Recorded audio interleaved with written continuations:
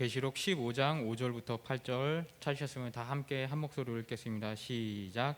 또 2일 후에 내가 보니 하늘의 증거 장막에 성전이 열리며 일곱 재앙을 가진 일곱 천사가 성전으로부터 나와 맑고 빛난 세마포를 입고 가슴에 띠를 띠고 네 생물 중에 하나가 영원토록 살아계신 하나님의 진노를 가득히 담은 금 대접 일곱을 그 일곱 천사들에게 주니 하나님의 영광과 능력으로 말미암아 성전의 연기가 가득 차매 일곱 천사의 일곱 재앙이 마치기까지는 성전에 능히 들어갈 자가 없더라. 아멘.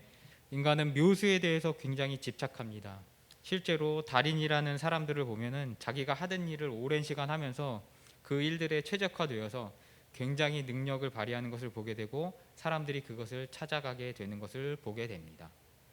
그래서 이왕이면은 국수 한 그릇을 먹더라도 같은 값이면 달인의 집에 가서 먹는 것이 같은 재료에서 최대한의 맛을 찾아낼 수 있다는 것을 알기 때문에 찾아다닌다라는 것입니다. 그래서 현대에는 맛집 투어 같은 것들이 생겨나는 것을 보게 됩니다. 요즘은 택시 탈 일이 별로 없지만 예전에 차가 많이 없던 시절, 그런 때 90년대 중반 시절만 해도 서울 시내에서 오래 운전하신 택시 기사분들 중에서는요, 약속도 시간이 늦었다라고 이야기하면은 거의 초인적인 능력을 발휘해서 1시간짜리 거리를 20분에 이렇게 주파해 주시는 그런 분들도 있는 것을 보게 됩니다. 그러면서 물어보면 자기가 서울에서만 택시 운전을 20년간 했으니까 믿으라고 이야기하면서 전 진짜로 1시간짜리 정체 구간을 20분 만에 요리조리 피해서 나가는 그런 신기한 능력을 발휘해 주는 분들이 있던 것을 보게 됩니다. 그것이 가능했다는 이유는 뭐냐면요, 지금처럼 사람들이 내비게이션을 의지하지 않았으니까 20년 정도 운전하면은 막히는 시내 대로를 다 우회할 수 있는 지도가 그들 머릿속에 있었고, 그 뒷길로 뒷골목으로 쏙쏙 빠져다녀서 시간들을 절약했던 것을 보았던 것입니다. 사실상 길이 없었던 것이 아니라 다만 길이 있음에도 불구하고 내가 그 길을 몰랐던 것인데, 초보였던 우리에게는 잘 보이지 않고 상업 운전법을 20년 먹었던 20년 차에게는 당연히 보였다라는 것입니다. 그렇다면 인간은 왜 이렇게 묘수나 달인 같은 것에 집착을 하게 되는 걸까요? 단순 신기해서 그런 것일까요? 그런 차원이 아니에요. 인간에게는 자원이 한정적이고요. 그래서 좀 더 쉽게 성공에 다가가기 위하여서 그 선택의 일환으로서 달인이라든지 묘수를 가진 사람들이라든지 그런 것을 선택하는 것이 이 달인 신드롬의 본질이라는 것이에요. 그런데 이 묘수를 찾다 보면은 천리길도 한 걸음부터라는 그 기본적 사실에 대해서 우리가 항상 잊게 되는 것을 보게 돼요. 그래서 묘수를 찾는다고 하다가 사람들이 항상 빠져드는 것은 뭐냐면은 결국 꼼수에 빠져들게 된다라는 것이에요. 묘수를 찾아야 되는데 묘수가 아닌 그 모방품인 꼼수에 중독되어서 세월을 보내게 되면은 언젠가 그것이 쌓여서 시간이 지나고 돌아보면은 정직하지 않았고 내가 꼼수에 의지했던 것이 얼마나 나에게 큰 대가를 치르게 하는지 그것을 알고 이내 후회하게 된다라는 것이에요. 그것을 알아차리게 되면은 늦었지만 그럼에도 불구하고 그 알아차리는 순간 삶의 태도를 변화시키는 것이 좋다라는 것이에요. 그런데 인간은 항상 철들자 노망들고 철들어서 무덤의 철분이 되는 경우가 비일비재하다는 것을 우리는 알고 있어요. 종말과 구원도 하나님이 인도하시는 묘수는 분명히 있어요. 그 묘수를 알지 못하면 결코 인간은 구원을 받을 수 없다는 것이에요. 그 묘수가 무엇입니까? 십자가의 도. 자기 십자가를 지고 나를 따르라는 그 예수님의 명령이 묘수라는 것을 우리는 잘 알고 있어요. 그런데 그 십자가를 지는 것이 힘들고 그 십자가를 지는 것이 싫어서 우리는 어떻게 합니까? 꼼수를 찾다가 멸망의 길로 빠지는 것을 오늘 요한계시록 15장 5절부터 8절까지는 이야기하고 있고, 우리는 이 말씀을 통해서 그것을 돌아보자라는 것이에요. 오늘 5절을 봅시다. 오늘 5절에 보면은 요한의 시각이 어디로 가게 되냐면요, 하늘의 증거 장막 성전으로 옮겨가는 것을 우리가 관찰하게 됩니다. 그 증거 장막 성전이 열리는데 그 이름이 증거 장막 성전이라고 언급되어 있는 것을 여러분이 보게 되실 것이에요. 근데 이 단어가 신천지 증거 장막 성전이 묻어서 오염돼서 사람들이 증거 장막 성전이라고 하면은 기독교인들 중에서 이것에 대해서 굉장히 꺼리끼는 분위기가 있어요. 그런데 사실 이 증거 장막 성전이라는 것은요, 출애굽기 31장 18절에 모세가 시내산에서 받은 두 돌판 10계명을 광야 생활 동안 보관하기 위하여서 증거판, 10계명 증거판을 모시는 장막으로 만들었던 그 장막이기 때문에 증거 장막 성전이라고 여기서 이야기하고 있다라는 것이에요. 이것은 무엇을 의미할까요? 즉 구약의 율법의 온 전체를 뜻하는 것이에요. 성전이 열렸는데 그 성전의 용도, 그 성전의 주제가 뭐냐면은 구약 율법을 지키는 것에 대해서 예수 그리스도께서 이야기하고 있다라는 것이에요. 오늘 이 5절 이야기의 기반은 그러므로 구약에 무엇을 전제로 깔고 이야기하고 있다고요? 율법에 대한 전제를 깔고 이야기를 시작하고 있다라는 것이에요. 우리가 흔히 착각하는 것은 뭐냐면 예수 그리스도가 오심으로 말미암아 율법은 파괴되었고 율법은 지키지 않아도 될 것이라고 착각하고 있어요. 그런데 예수 그리스도께서는 항상 한 번도 자신이 율법의 파괴자라고 이야기하지 않으시고 뭐라고 얘기하십니까? 율법의 완성이라고 이야기하신다라는 것이에요.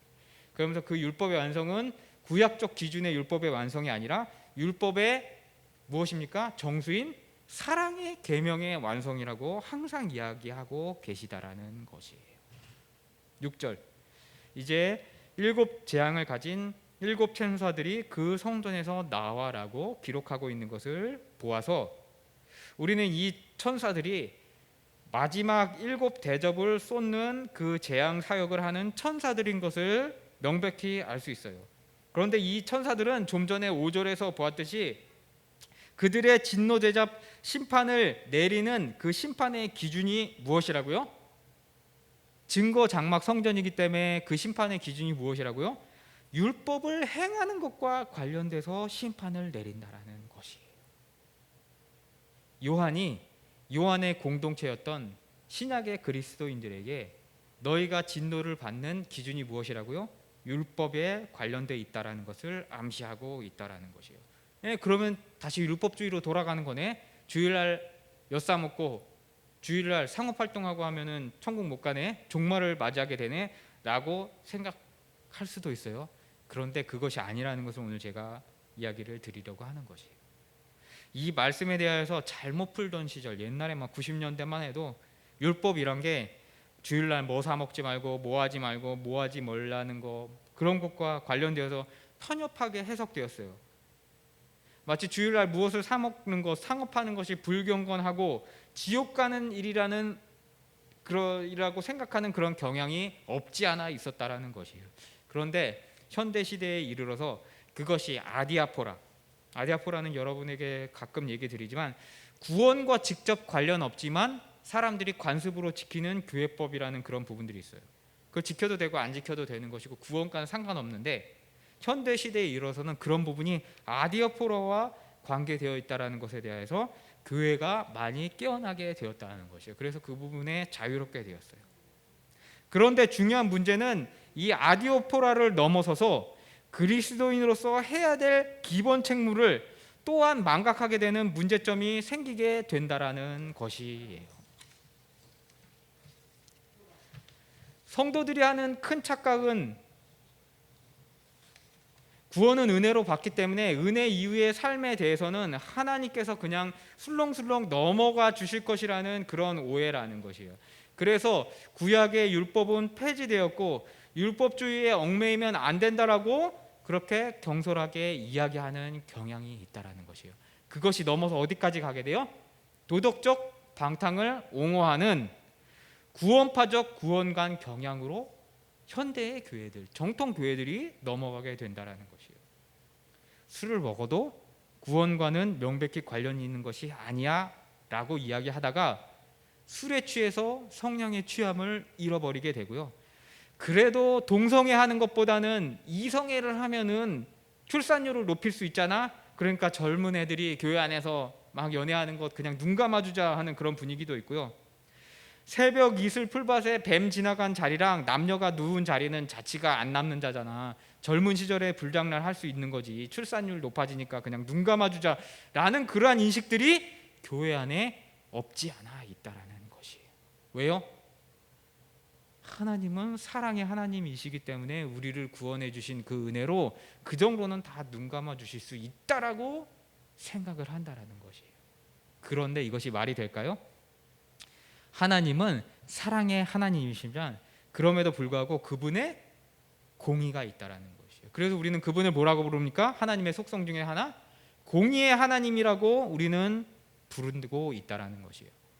그러니까 교회들에 보게 되면요, 요즘 교회들에 보게 되면은 사역자와 청년 사이에 그루밍 성폭력이라든지 담임 목사와 신방 여전조 사이에 일탈이라든지 그런 일들이 비일비재하게 교회에 일어나게 되고 교회의 이름을 욕먹이게 되고 예수 그리스도의 복음을 좀먹어가게 되는 것을 보게 돼요. 제가 사모님이랑 가끔 견해 차이가 있어가지고 이렇게 티격태격하는 그런 부분이 있는데 이제 여자 성도들이랑 접촉하는 그런 부분이에요. 우리 사모님은 학교 갔다 와가지고 힘드니까 아무 생각 없이 당신이 좀 가서 혼자 갔다 오라고 그렇게 이야기를 해요. 일하고 저녁 때 와가지고 쉬고 싶은 거는 이해를 해요.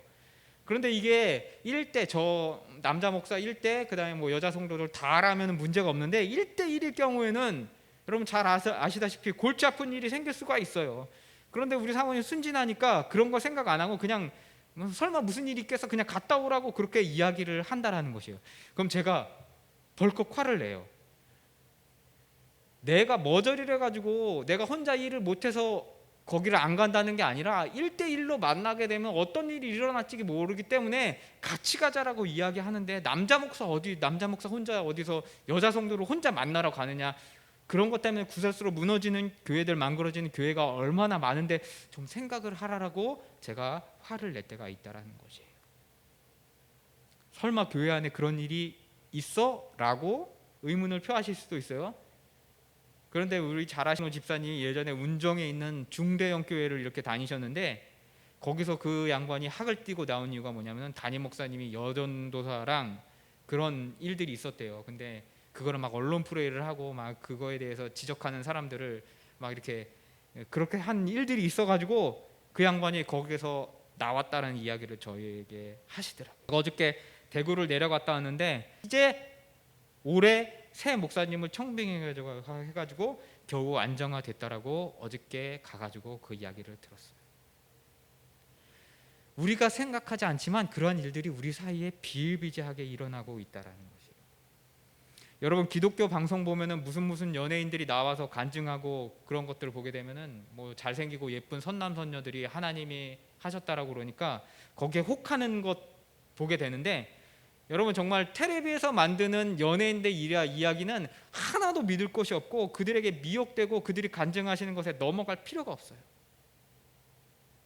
혼전 임신해가지고 그렇게 간증하고 다니니 혼전 임신해서 결혼한 스포츠 스타 기독교 연예인도 있고, 간증 프로그램 사회자를 하더니 남편이 미투 사건에 아직 공론화되지 않았는데 자선 사업에 앞장서는 중견 연예 기독교 연예인인데 기독교 모임 중에서 다른 동료 연예인이랑 만나가지고 불륜을 했다는 그런 이야기도 아직 터지지 않았는데 지금 심심치 않게 소문이 도는 것을 보게 돼요. 심각하게 교회가 타락하였다라는 것이에요. 그것이 바로 우리 기독교의 추악한 이면이라는 것이에요. 이런 일들이 일어나는 이유가 무엇입니까? 구원에 대한 구원파적인 이해 때문에 초래되었다라는 것이에요. 우리가 하나님을 믿고 은혜로 말미암아 구원을 얻었는데 그것으로 끝나는 것이 아니라 우리가 우리 삶에 열매를 맺어야 한다라는데 그것을 우리가 맺지 못한다라는 것이에요. 계속해서 이야기 드리지만 우리가 항상 잊지 말아야 될 사실은 무엇이냐면요, 예수 그리스도께서 우리에게 은혜로 구원을 주셨는데 항상 그 마지막 말미에는 뭐라고 얘기하십니까? 은혜로 구원 받은 사람은 열매로 보아 알지어다라고 이야기하고 계시다라는 것이에요. 그분이 예루살렘 성전에 들어가시기 전에 시장한 가운데 무화과 나무에 갔는데 이파리는 무성한데 거기 무엇이 없었습니까? 무화과 열매가, 이른 무화과 열매가 없었어요. 그것을 보시고 벌컥 화를 내시면서 그 무화과를 저주하여서 말리신 이유가 뭐예요? 열매가 없으면 어떻게 합니까? 지옥에 떨어진다라는 것을 우리에게 교훈하시기 위하여서 그것을 보여주셨다라는 것이에요. 종말의 심판은요, 행위의 구원이 아니에요.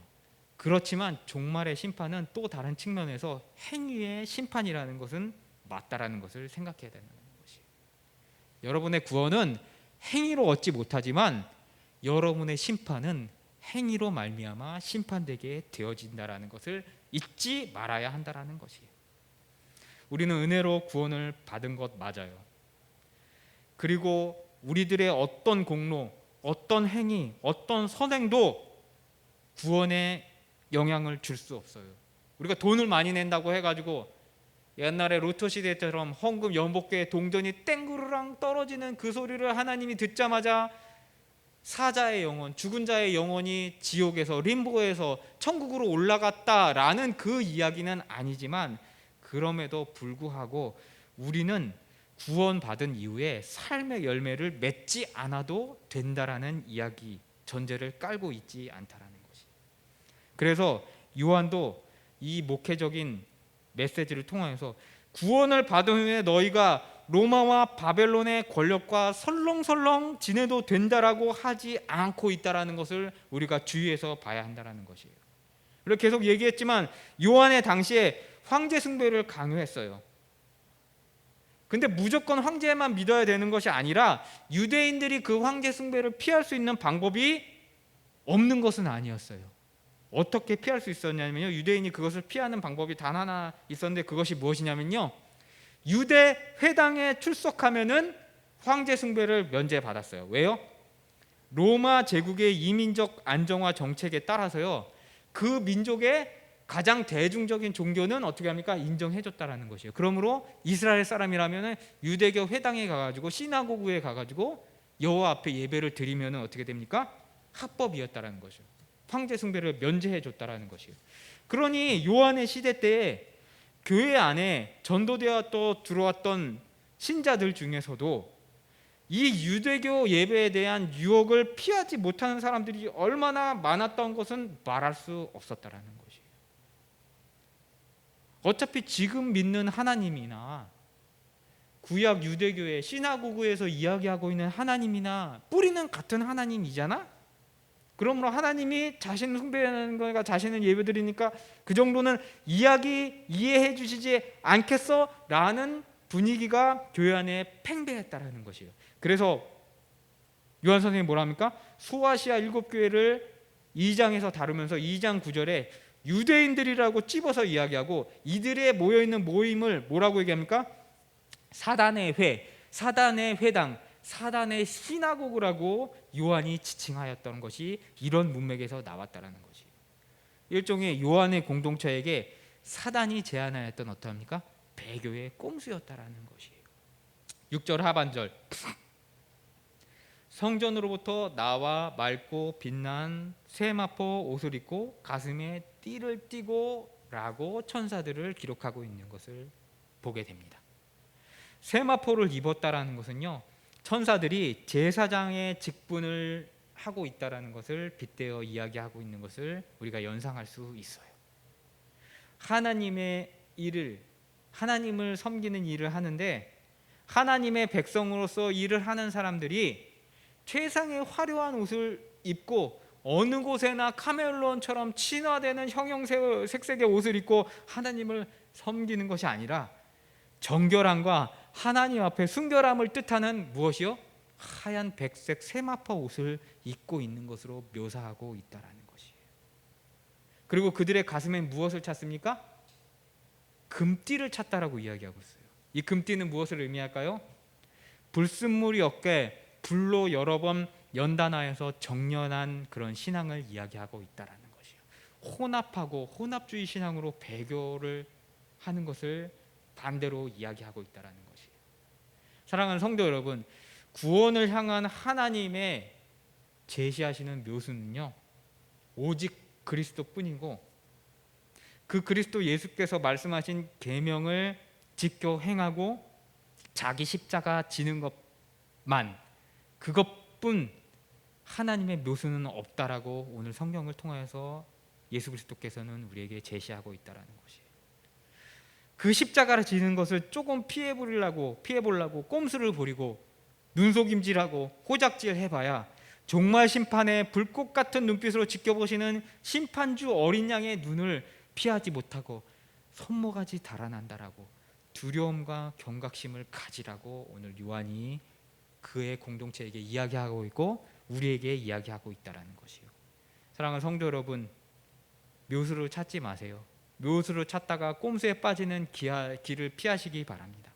이것이 성도들이 마땅히 행해야 할 바임을 오늘 성경을 통하여서 사도 요한 선생님은 교훈하고 있다라는 것을 깨달으시기 바라요. 범죄의 길을 피하시기를 바라면서 오늘 설교를 마치도록 하겠습니다. 우리 함께 기도하시겠습니다.